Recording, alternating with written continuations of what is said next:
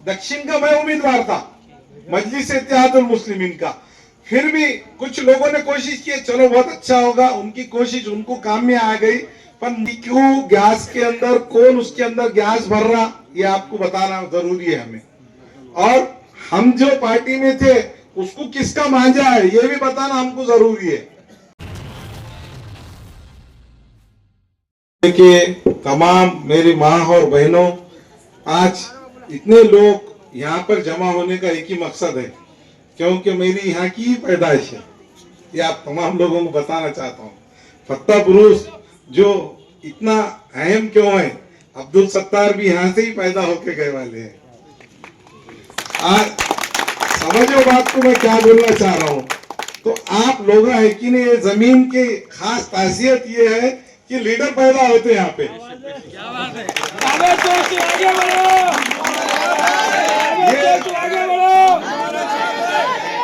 हर leader बोले तो अपना पूरा वक्त यहाँ पर कोई भी एरिया में काम करेंगे, पर यहाँ से उनका एक रिश्ता जुड़े आला है।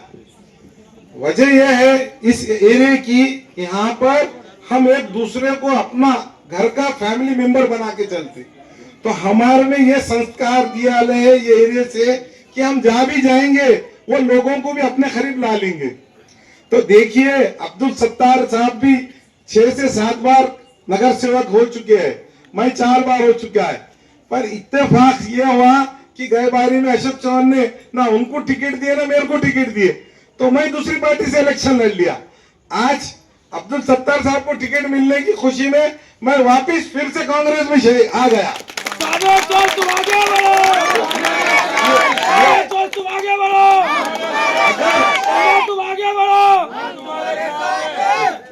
अगर अब्दुल सत्तार साहब को टिकट मिलने की मकसद ये है कि महाविकास आघाड़ी में अशोक चौहान ने बीजेपी में ज्वाइन हो गए और लोगों को यह लगा कि आप मुस्लिम को उम्मीदवारी देना बहुत जरूरी है, तो मजलिस के भी लोग उनके लिए काम करने को लग गए हैं।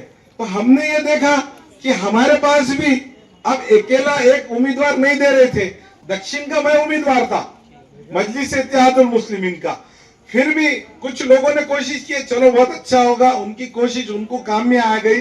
पर मुझे अपने लोगों से जो इतनी मोहब्बत मिली, इससे बढ़ के तो कोई चीज नहीं है। आज वक्त के हालात ये है कि हमको किसी को जिता के लाने के लिए सबको एक जगह जमा होने की जरूरत है। हमने कोशिश करके देखिए आप लोगों को बहुत सारे लोग आएंगे, किसी क्यों गैस के अंदर, कौन उसके अंदर गैस भर रहा, ये आपको बताना जरूरी है हमें। और हम जो पार्टी में थे उसको किसका मांझा है ये भी बताना हमको जरूरी है। आपको बताने का मकसद ये है कि लोगों को भाषण और बात करने से लोग वोट नहीं देते, लोगों के दरमियान में काम करने के ही बाद लोग अपने को चाहते और वोट देते। हर आयन इलेक्शन के टाइम पर कोई इधर से उधर जाके वोट मांगा तो उसको वोट नहीं देते, क्योंकि इससे पहले तुमने क्या करे, जब तुम्हारे हाथ में इख्तियार था तो ये पूछते ना, भाई हम नगर सेवक थे तो काम करते बोल के चुन के आते, पब्लिक में जाते, लोगों से मिलते, बातचीत करते, तो 1 2 बार 3 बार 4 बार अगर काम नहीं करने वाले आदमी को एक से दूसरी बार मुंडी फिरा लेते लोग। क्यों? तो भाई नहीं, हमारे से इनके संबंध खत्म हो गए। तो आज लोगों को ऐसा लग रहा है कि उम्मीदवार कि अब्दुल सत्तार साहब 40 साल के बाद कांग्रेस पार्टी ने उनको टिकट दिया, तो ये इतनी बड़ी दिली खुशी की बात है हमको कि हमारे में से हमारे साथ वाले एमएलए बनना चाहिए। अब लोग मिलकर यहाँ जितने लोग हैं इनके सबके रिश्तेदार देख लो नाके पे, वहाँ लोग कुछ भी अफवाह फैलाओ, वहां पर भी अपने को कांग्रेस को जिताना है, यहाँ पर भी कांग्रेस को जिताना है। यहाँ पे मोहन राव अंबटे साहब है, मोहन राव अंबटे साहब यहाँ से उम्मीदवार है दक्षिण के, और एमपी का जो इलेक्शन हो रहा वो बाय इलेक्शन हो रहा। जब तमाम लोगों ने मिलकर, हमको कोई ऑटो आया नहीं, कोई पोलशीट लाकर नहीं दिया, कोई रिक्शा नहीं मिला, फिर भी हमने इतने लोगों ने मिलके जो इकट्ठा वोट देकर एमपी को चुनाया था। तो वो ताकत देखने के बाद महाराष्ट्र गवर्नमेंट भी हिल गई कि मुस्लिम समाज जब कोई फैसला लेता है तो पूरी ताकत से लेता है। तो ताकत कब लगती? क्योंकि सब हम एक जगह होके करते।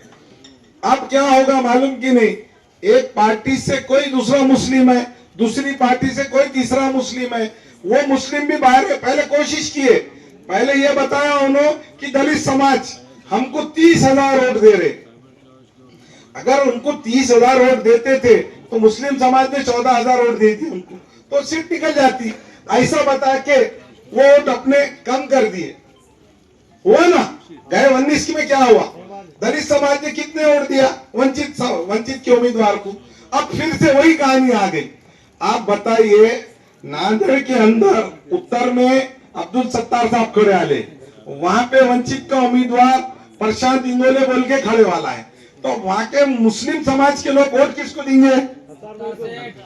बोलो ना, जोर से बोलो ना भाई, समझ रहे ना तुम्हारे को मैं क्या बोल रहा हूँ? तो समझ रहे ना मैं क्या बताना चाह रहा हूँ? तो सत्तार भाई को वोट देने वाले, बराबर है ना। अब यहाँ पे उनके उम्मीदवार कौन है वंचित के? फारूक अहमद है ना, सबको पता है ना।